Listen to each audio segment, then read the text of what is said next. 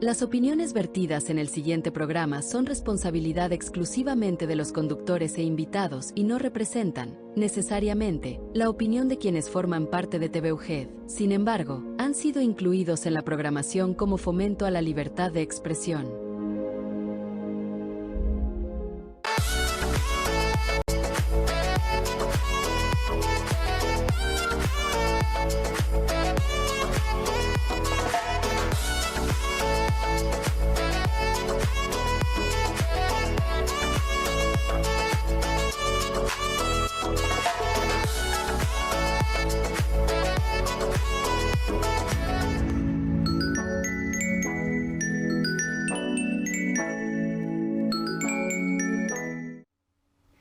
Es un placer estar nuevamente aquí con todos ustedes en su programa REVIE, Semillero de Investigación, un programa de ustedes y para ustedes.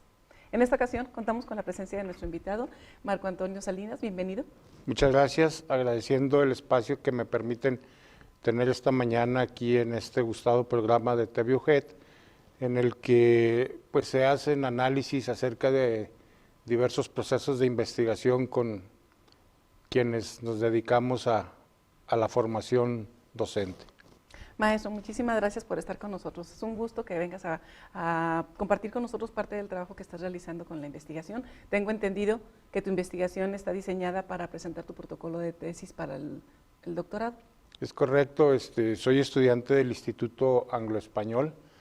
Ahí estoy realizando estudios de doctorado y ya me encuentro en la parte final del proceso académico de este nivel educativo, y estoy desarrollando la investigación que se llama Formación Profesional de los Agentes Educativos de Educación Básica frente a desafíos de la nueva escuela mexicana.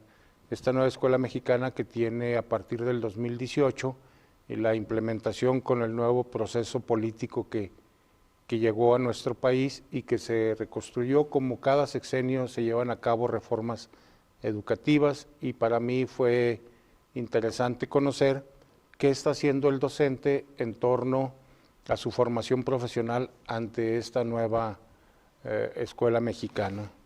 Excelente. Marco Antonio, antes de iniciar con el desarrollo de tu investigación, cuéntanos un poquito, ¿qué es lo que estás haciendo ahorita? ¿Dónde te desenvuelves? ¿O qué actividades son las que realizas? Bueno, pues yo fui maestro, fui porque ya soy jubilado, soy docente jubilado. Fui maestro de educación básica en el nivel primaria, como maestro frente a grupo, después directivo, director de instituciones educativas y después en la parte final, supervisor escolar.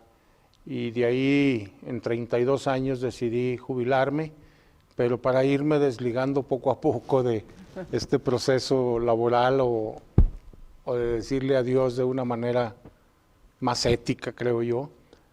Decidí estudiar el doctorado. Actualmente soy jubilado después de 32 años. De una manera más noble, ¿no? Porque a lo mejor también el desprendimiento cuesta y, bueno, retomar una vida tan diferente después de tantos años de estar de frente a grupo, pues bueno, debe ser algo difícil. Sí, fue complicado porque aparte yo me fui en un momento difícil que fue cuando inicia la pandemia.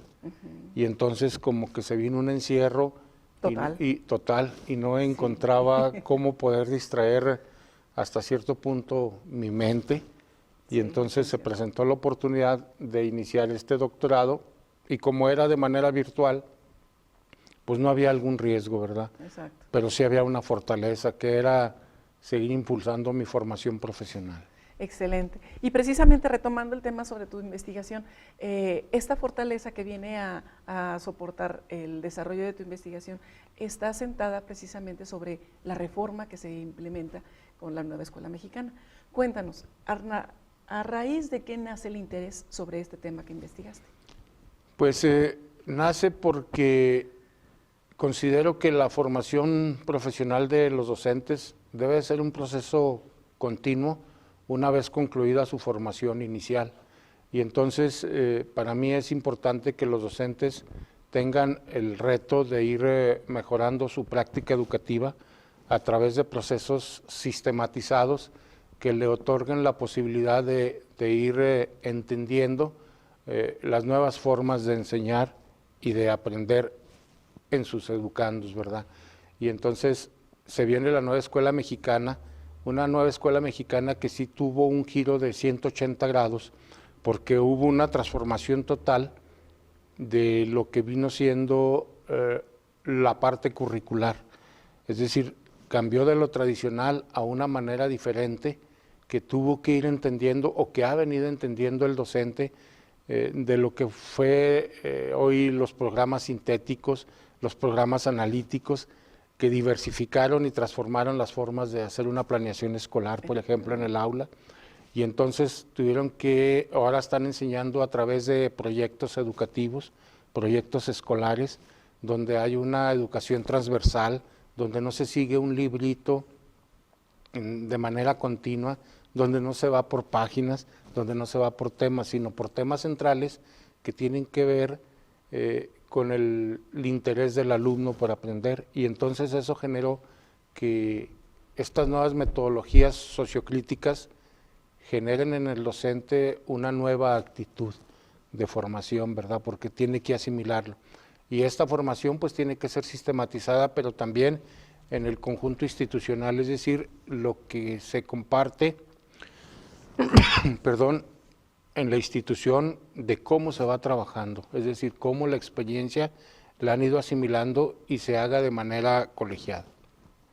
Y precisamente es importante darnos cuenta que no nada más es la transformación, sino también la formación, como dice tu investigación, de estos docentes, el interés y la disposición que tengan para poder seguirse documentando y poder crecer junto con ella, porque es importante darnos cuenta que a lo mejor se inició con un poco de desinformación y un poco de carencias para poderlo implementar, que es lo que a lo mejor no ha tenido, no le ha dado el auge que se esperaba, ¿sí? Entonces cuéntanos con respecto al trabajo de tu investigación, que es lo de la formación docente precisamente para esta escuela mexicana, nueva escuela mexicana.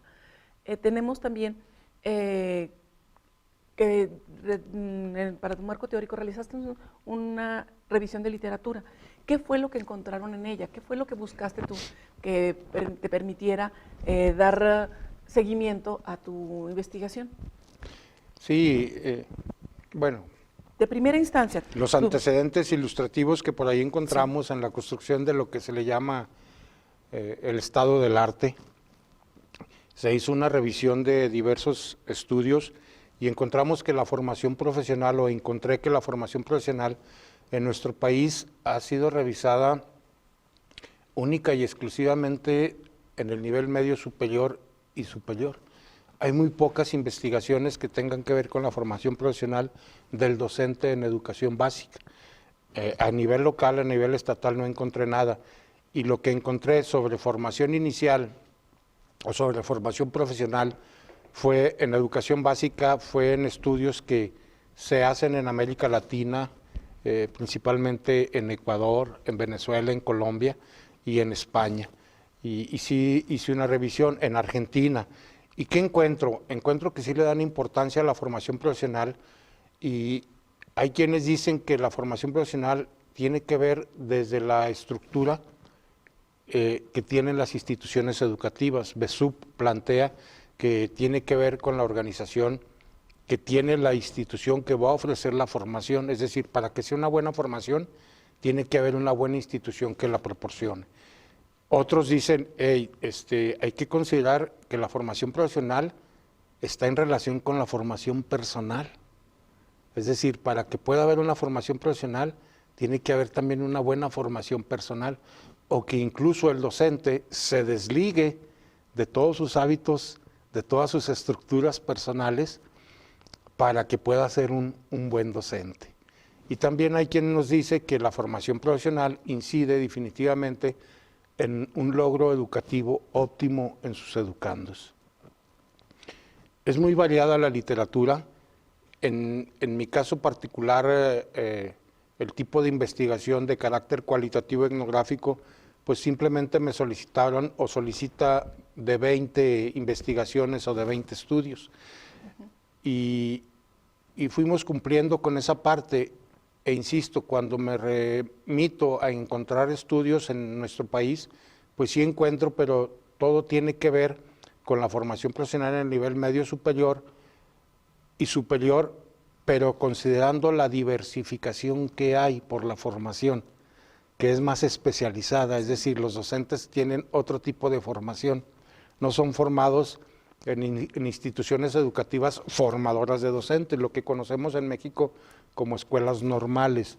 Y aquí no, para estos niveles se requieren otro tipo de formaciones iniciales o de licenciaturas que requieren en el camino de una nivelación, de una actualización, de una capacitación y de una superación profesional que los ligue más a la parte pedagógica que como docentes tienen que ir desarrollando. Yo las consideré estas investigaciones porque de alguna manera en educación básica, en educación secundaria, pues muchos docentes tienen una formación diversificada, ¿verdad? El que enseña matemáticas pues es ingeniero, tiene otro tipo de formación, el que enseña historia son abogados en ocasiones, pero que requieren de una formación que los vaya ligando al desempeño de su quehacer docente. Excelente, y creo que es muy importante que, como mencionabas ahorita, identificar qué perfiles se requieren para que precisamente puedan solventar el desarrollo al interior del aula, ¿sí? Entonces, ¿te parece si nos retiramos a una pausa cultural y retomamos regresando? Ok, cómo no. Nos retiramos un momento a una pausa cultural y volvemos.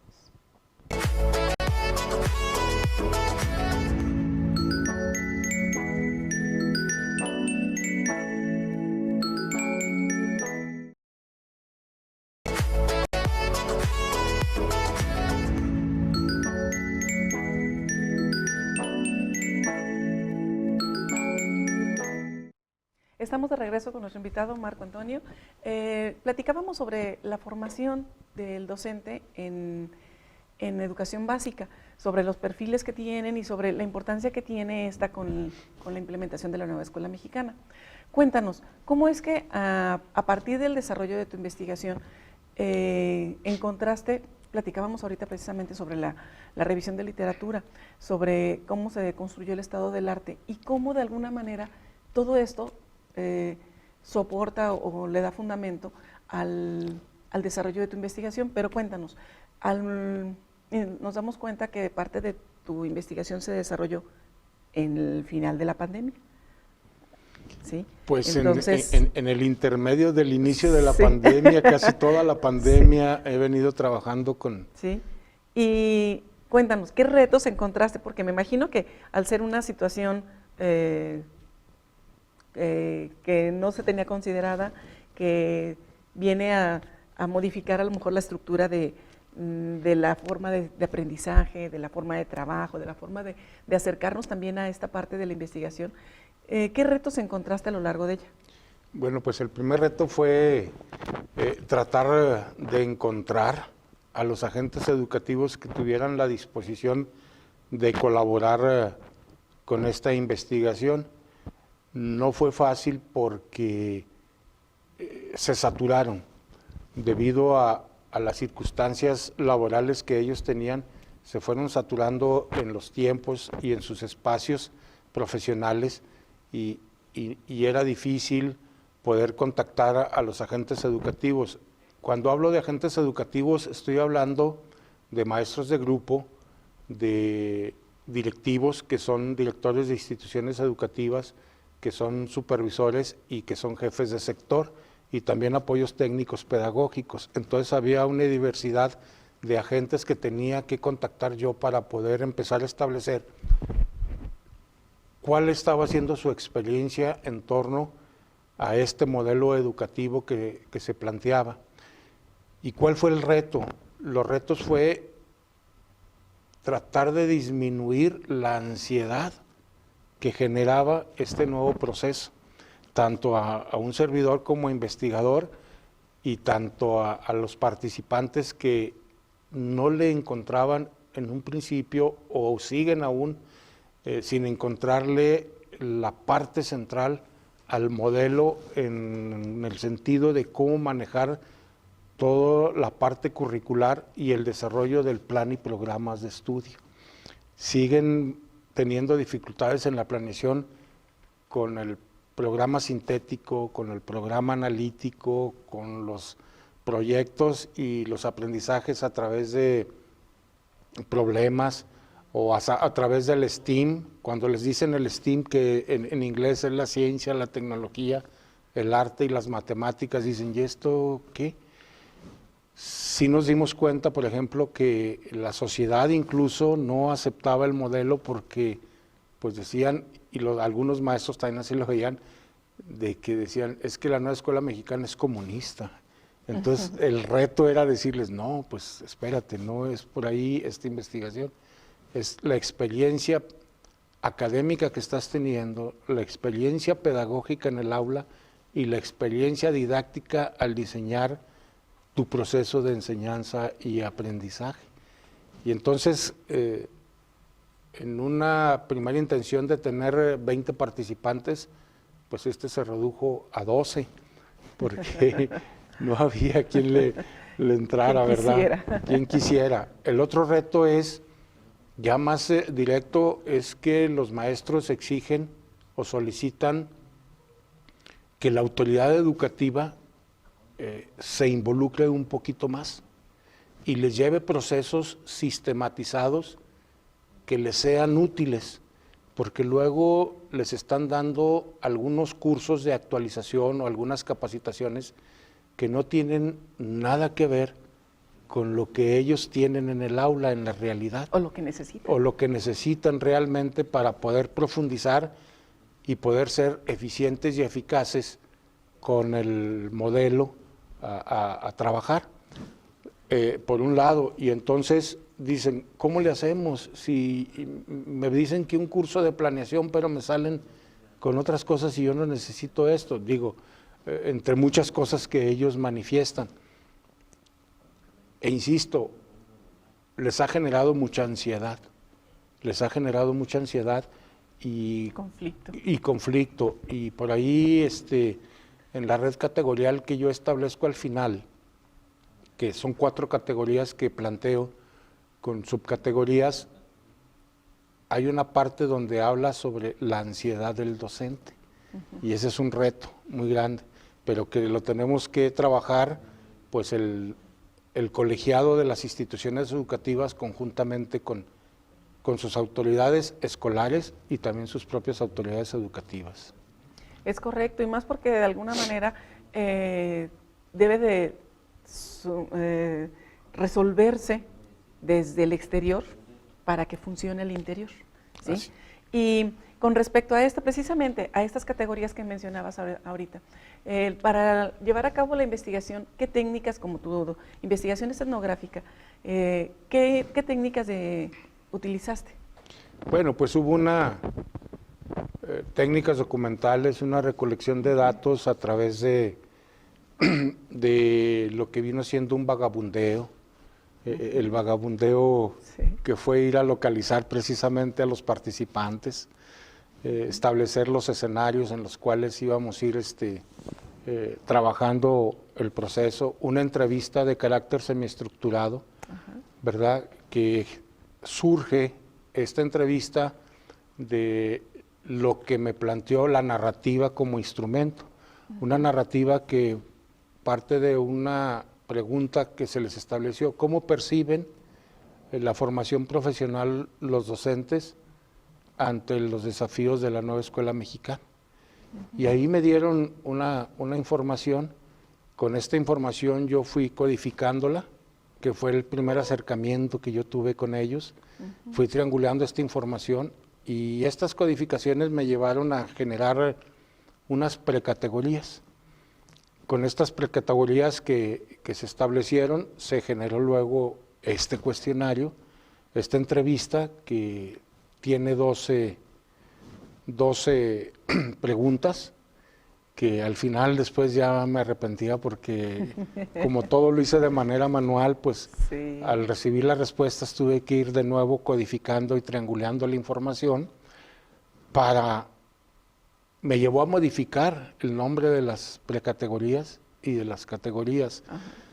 ¿verdad? Y de encontrar las propias subcategorías que se generaron en una red categorial y en un núcleo categorial final. Excelente. Y después de realizar esta categorización, ¿qué fue lo que encontraste de resultados? Revisando los hallazgos, ¿qué encontraste? ¿Qué fue lo que arrojó? Me arroja en categorías, con toda la información que me dan los compañeros. En primer término, cuando fue basta de estos 12 participantes la información, pues me di cuenta que había una suficiencia de información, hubo una saturación, pero eso me permitió poder clarificar el sentido de esta red categorial que se estableció y incluso jerarquizarlas. Y la primera categoría fue el proceso educativo de la nueva escuela mexicana, que tiene sus propias subcategorías, y luego la siguiente categoría fue el trayecto formativo, entendido el proceso educativo de la nueva escuela mexicana fue qué está pasando en el aula, qué metodologías, qué herramientas está utilizando el docente como subcategorías. Y luego vino el trayecto formativo, es decir, ya tienes este proceso, ¿a dónde te está llevando para formarte? ¿Qué trayecto estás siguiendo, verdad?